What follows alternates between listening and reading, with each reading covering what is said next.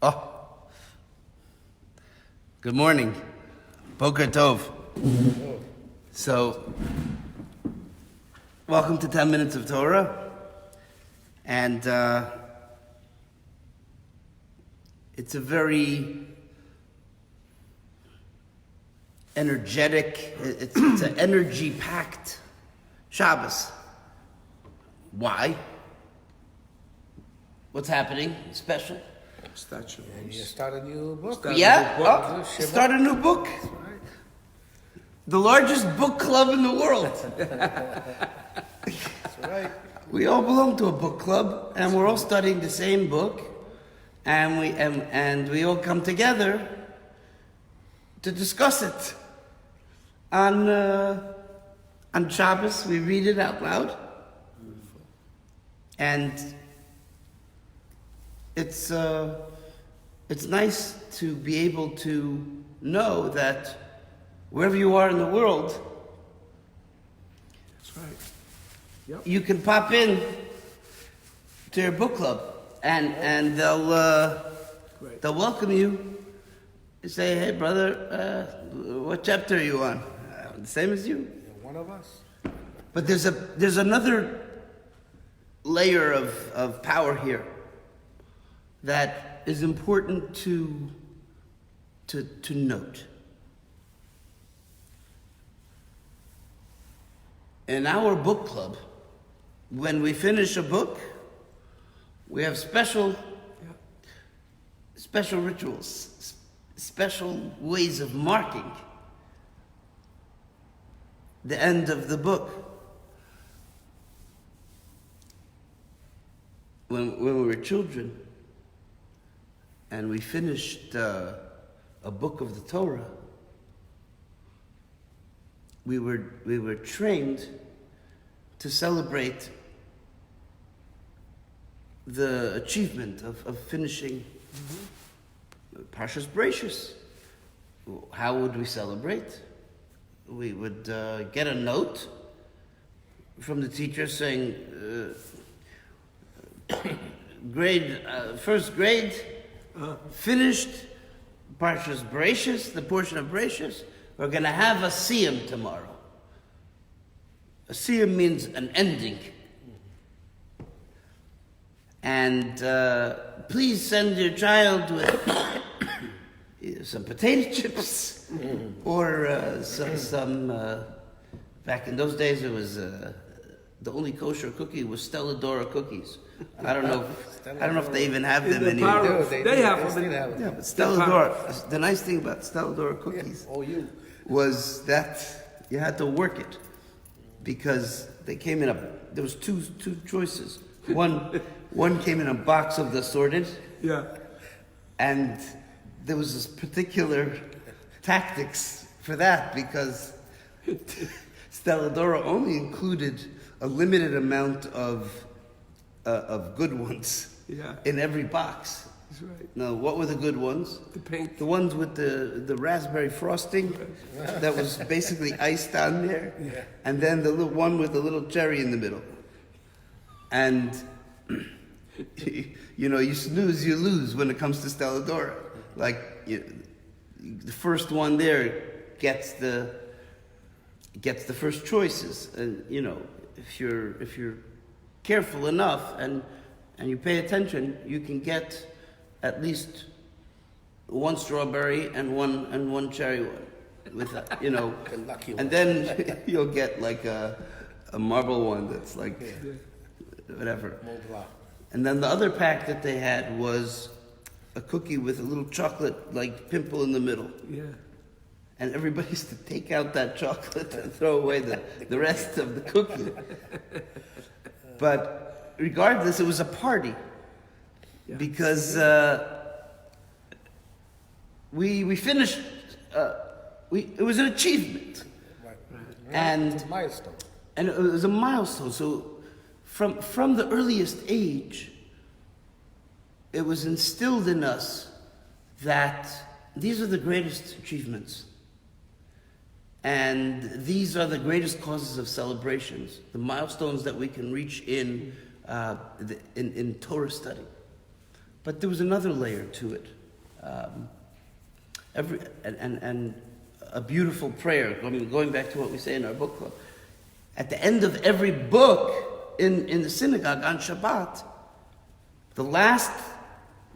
after the last word of the portion is read, Chazak, chazak. somebody smacks the table. I don't know what the table ever did to deserve that, but the table is guilty, and Wake up the congregation. exactly, and everybody stands up. You don't even have to say, please rise. Everybody gets up and screams out three words. Chazak, chazak, v'nit chazek. Imagine if you went to your book club and you finished the Joy Luck Club and everybody stood up and said, chazak, chazak, v'nit chazek. What does it mean? It means Strength. we take strength from the completion of this parsha. But where's the strength coming from? Is it coming from the ending? Or is it coming from the beginning? What gives strength? Knowledge. The accumulated knowledge or the anticipated knowledge?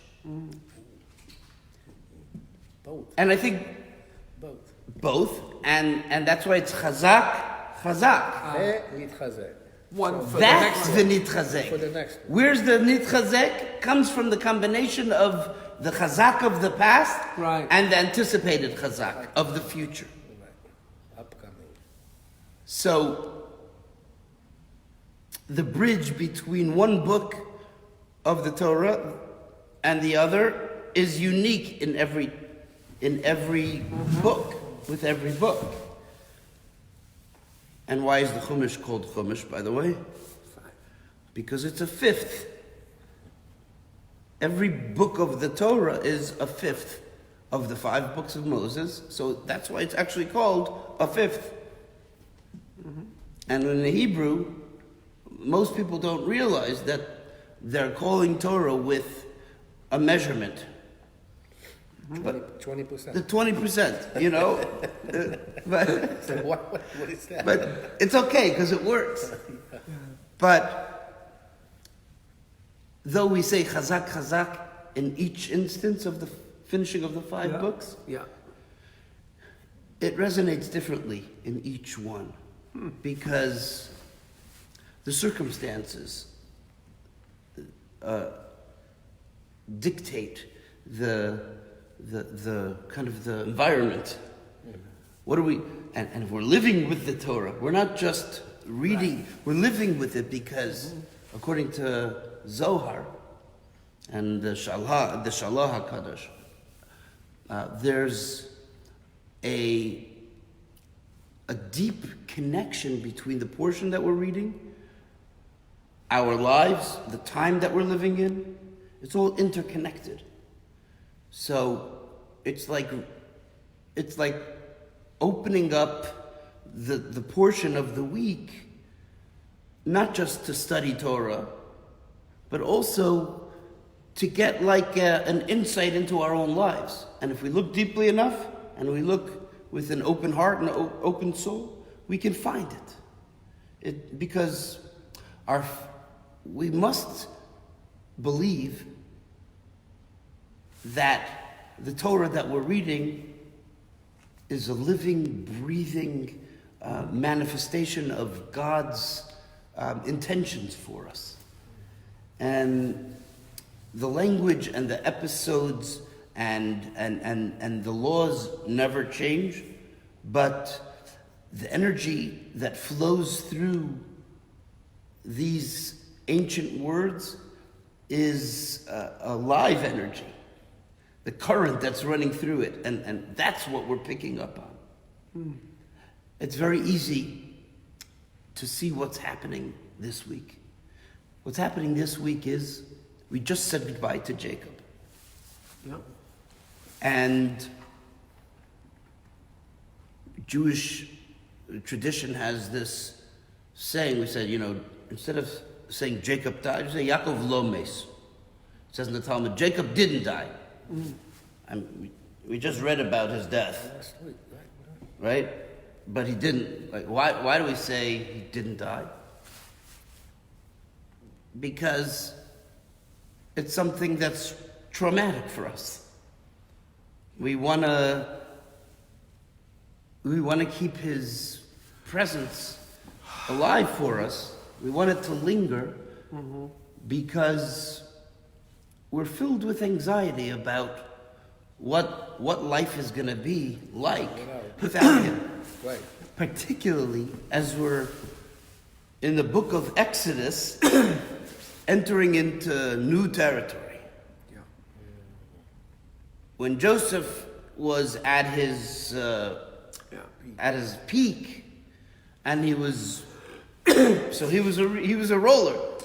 You know, he was on the front cover of Egypt magazine. You know, the most eligible bachelor. Pharaoh's time. You know, he was the guy. He was the man. He was the man of the year. That's right. Yeah. And then suddenly everything shifted. Jacob passed away, the oracle. Everybody knew in Egypt that Joseph was the shaker and the mover, but Jacob, the father, was the soul. He was the soul behind he was the energy and the lifeblood of this Joseph. And that if they had any negative intentions towards overthrowing Joseph, they would have to wait till Jacob was out of the picture. And that's exactly what happened. It says, Vayakam melech chadash, asher lo yada as Yosef. Did not know. A new king arose. Yeah. Joseph who? Easy. I don't know. I don't remember any Joseph. Do you remember? Who's he talking about? What's he talking about? And Rashi says, it's a debate. Was it truly a new king? Right.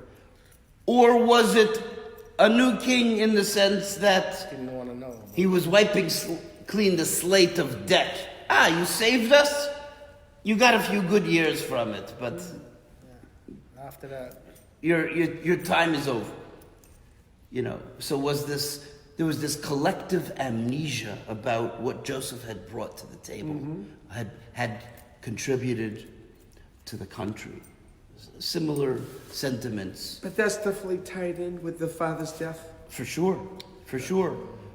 And I think that you see a repeat of this, in Europe, where Jewish people came from the Middle Ages, started drifting into these large population centers and made a big impact. And yet, somehow, in pivotal moments, everybody forgot, and the Jews were scapegoated again. like the new king. Yeah, and the new king syndrome Yeah. replayed itself, and over again. It was a recurring theme, another way of seeing the endurability of Torah and the way it can frame a given situation with the same relevance, regardless of time and space. So when we make the shift from these two books, from Genesis to Exodus, we do so with a lot of anxiety, with a lot of uncertainty. And that uncertainty manifests itself in every time. And on one hand, the loss of Jacob is immeasurable. Yeah. Just like in the end of Deuteronomy, the Jewish people could not be consoled over the loss of Aaron and the loss of Moses. They couldn't fathom a way forward.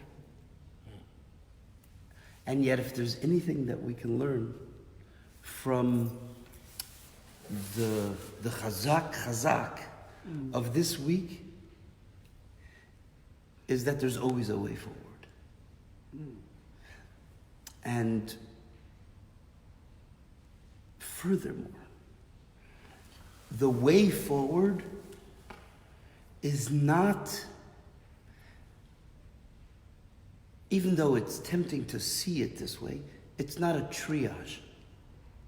It's not going to the emergency room and then patching ourselves up in the best way possible under the circumstances.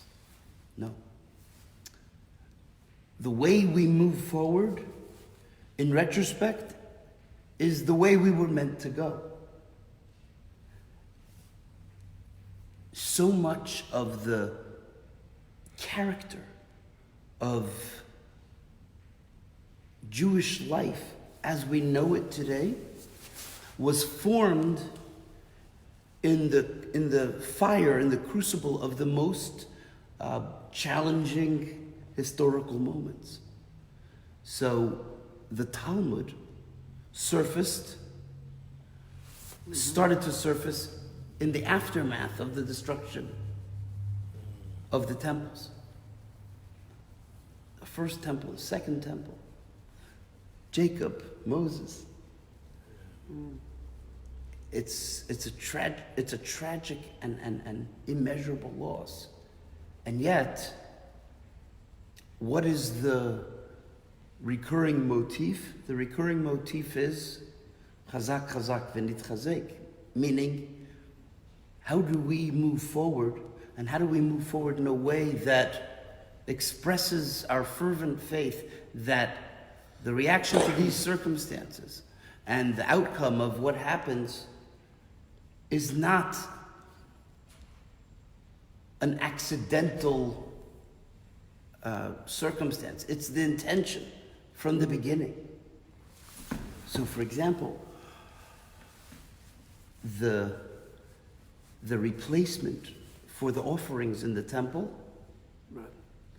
was and is till today prayer. Tefillah.